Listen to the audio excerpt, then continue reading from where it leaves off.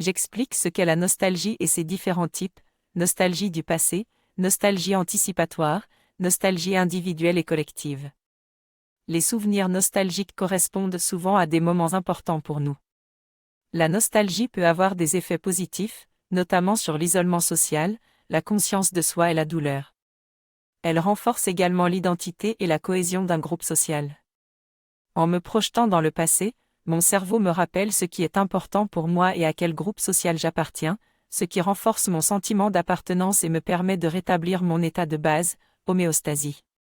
La nostalgie peut avoir un effet stabilisateur sur moi lorsque je me sens seul ou perdu. Elle peut également m'apporter du réconfort et de la chaleur lorsque je suis triste ou froid. Les chercheurs soutiennent que la principale fonction de la nostalgie est la recherche du confort, qu'il s'agisse d'une relation sociale ou de la température. Mon cerveau chercherait donc des sources de confort dans le passé pour m'aider à faire face à mon état actuel. La différence entre la nostalgie confort et tristesse réside dans le fait que si la force des souvenirs est suffisante par rapport à la souffrance de ma vie actuelle, la nostalgie me procurera du réconfort. Toutefois, la nostalgie peut ne pas être utile si elle m'aide uniquement à court terme, mais me nuit à long terme. Par exemple, si je me souviens de mon passé et que cela me permet de mieux supporter quelque chose, mais que je continue de le faire même si cela me nuit, cela peut être une forme dysfonctionnelle de nostalgie.